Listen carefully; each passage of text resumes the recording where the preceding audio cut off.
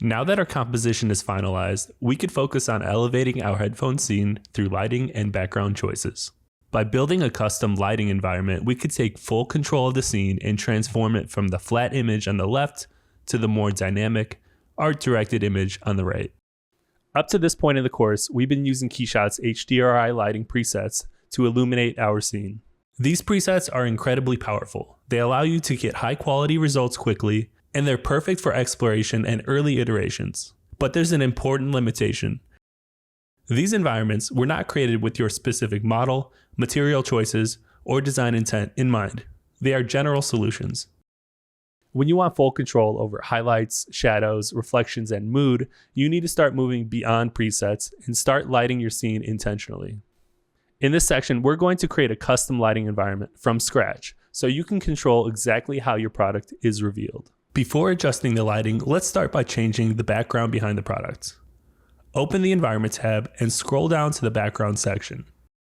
Right now it is set to Lighting Environment, which means the HDRI used for illumination is also visible behind the model, and that often does not produce the cleanest results. Switching to a solid color background gives you much more control because the background becomes independent from the lighting environment. This is the most common setup for product renders. You could also choose Backplate Image, which allows you to import your own image as the background, often for an in-context scene. If I select a backplate, reposition the camera, and enable ground shadows, the result could look pretty convincing.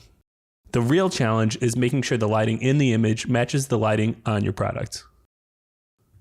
For this lesson, we will use the backplate image, but instead of a full in-context photo, we will use a simple gradient background. To start crafting a custom lighting environment, we first need to edit our HDRI lighting environment. For the sake of visual demonstration, I'm first going to drop in an HDRI with more contrast. Now, to continue with our goal of creating custom lighting, we want to select into the Environment tab. Next to the Environment Settings tab, you will see another tab called HDRI Editor. This is where you can add lights, reposition them, adjust their size, control brightness, and fine-tune how they affect your scene. If I switch the scene background to show the lighting environment again, you can immediately see how the adjustments made in the HDRI editor are reflected in the scene. This direct feedback is what makes this tool so powerful. When creating a custom lighting environment, it is usually best to start from a blank slate. The easiest way to do this is to drag in an all-black HDRI. Now everything is completely black. There's no existing lighting influencing the scene. To begin adding lights to our HDRI, we need to add what is called a pin. To add a pin, simply click the Add Pin button. Now our scene has its first light. A pin in KeyShot is a directional light source placed directly onto the HDRI map. Think of it as adding a virtual light to the environment dome. Each pin emits light into the scene, and its position on the HDRI determines the direction the light comes from. If I click and drag this pin around inside the HDRI editor, you could see the light moves across the model in real time. The pin's position on the HDRI directly controls the direction of the light. For demonstration purposes, we could see the HDRI in the background, but since we do not want to see the light source visually in our final render, let's switch back to our gradient background. We could begin crafting the lighting intentionally. In design, every decision should be intentional. Lighting is no different. In the next section, we will study lighting theory more deeply. For now, I will talk through my thought process as I build this setup. Typically, I start by illuminating the most important part of the scene. That might be a logo, a key feature, or a primary design detail that should capture attention first. In this case, there is no single dominant element. So instead, our first goal will be to separate the product from the darker background. To achieve separation, we need to illuminate the edge of the product. We already know that dragging the pin inside the HDRI editor repositions the light, but there is another method.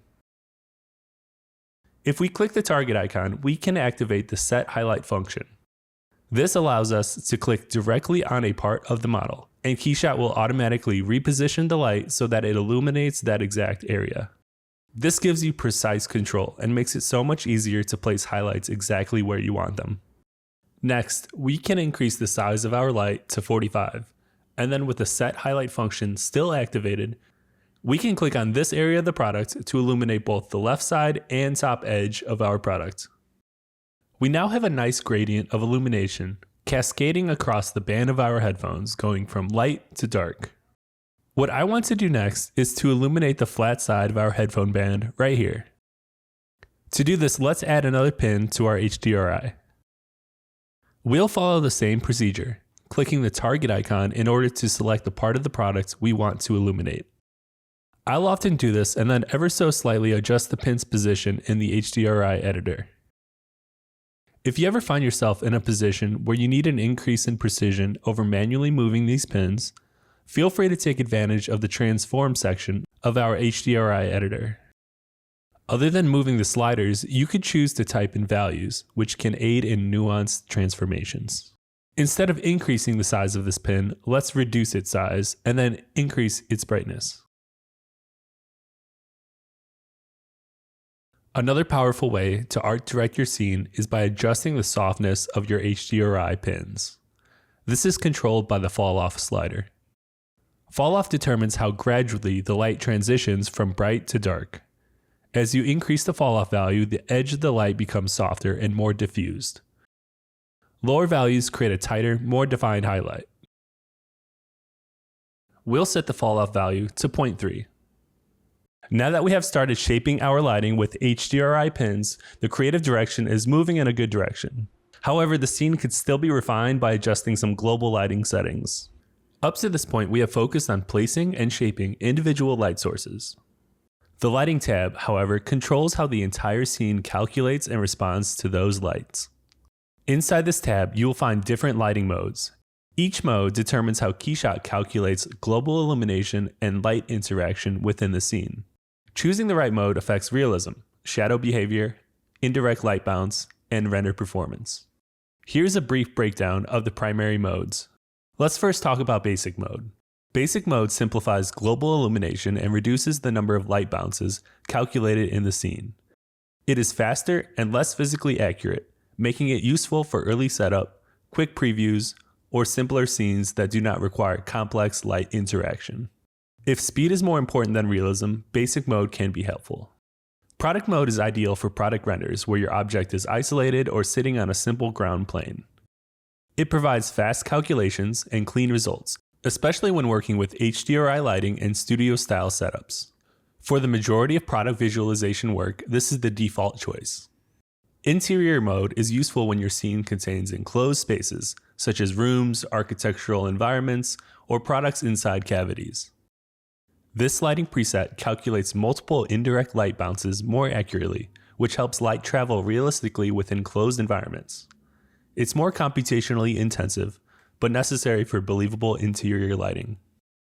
Jewelry mode is optimized for transparent and refractive materials like glass, gemstones, and highly polished metals.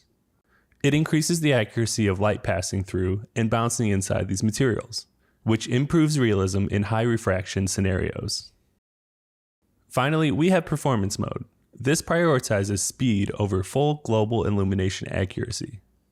It is useful during setup and preview phases when you want responsiveness rather than final render fidelity. If you have a heavy scene and want to simply move objects around, this would be the lighting preset for you. Let's return to our scene and switch the lighting mode from Basic to Product. You can immediately see the difference, especially in the shadow areas. Speaking of shadow areas, let's go back into the Environment tab to add another light to our scene. This part of our headphone model is looking a little dark.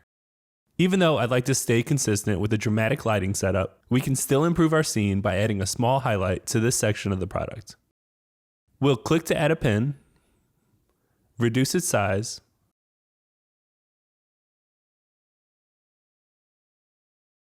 increase its brightness, and then click on the area of the product we'd like our light to illuminate.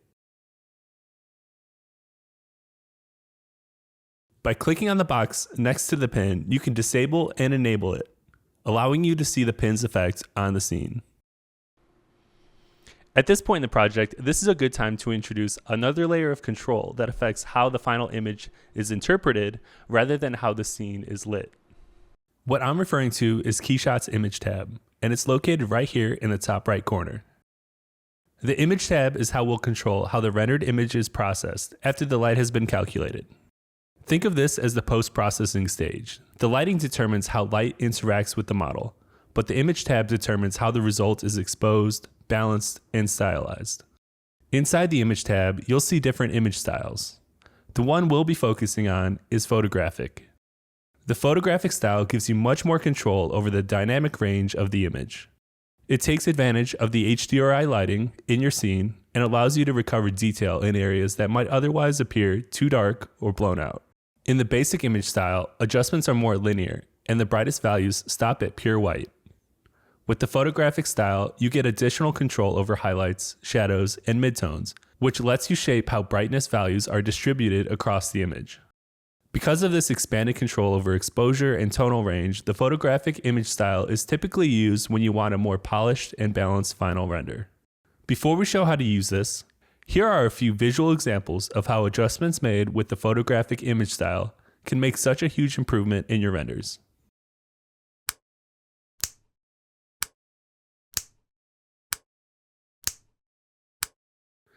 Even though we aren't done lighting our scene, it's often beneficial to make adjustments in the image tab throughout your project. So let's do that now.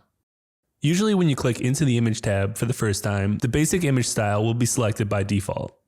Out of habit, I already turned on the Photographic image style before starting this project, and its effects have been visible this entire time. Look at how our render looks worse when I switch to the basic image style. I can't emphasize enough how much I'd recommend using the Photographic image style. So let's switch back into this setting and make some further adjustments. For many renderings, I tend to find that increasing the exposure slightly and bumping up the contrast leads to a better looking result. Moreover, for our dramatic lighting setup, switching into the high contrast setting will accentuate the creative look we are going for. Our image style settings are captured in the box at the top here. Let's rename our image style to Style 1. By clicking on this box here, we can create a second image style, and by default, it is set to the basic settings. To show off how easily it is to iterate on these image styles, let's create one more image style, but this time we'll right-click on our first one and duplicate it, then change its name to Style 3. For this image style, let's adjust the white balance to introduce some cool tones. And then scroll down to find the vignette settings so that we can darken the edges of our render. Now, by clicking between the different image styles, you can easily iterate creative directions for your project. For our project, we only need one image style, so I'll delete 2 and 3 by either clicking on the trash icon or right-clicking and selecting delete. You could also choose to lock these image styles in order to avoid any accidental adjustments. Alright, time to finish lighting our scene.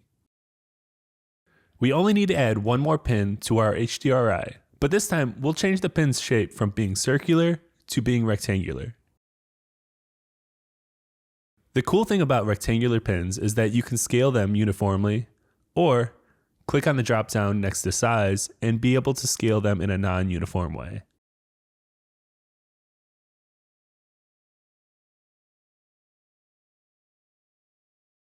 After increasing the pin's brightness, we can position it so that the product label is visible on the side of the headphones. We have now successfully created a custom lighting environment. At this point, the scene is built, materials are refined, and the lighting is working exactly how we want it to. Now it's time to focus on how we actually generate the final image. In this next section, we will focus on the render settings that control quality, resolution, and output so that you can confidently finish your render.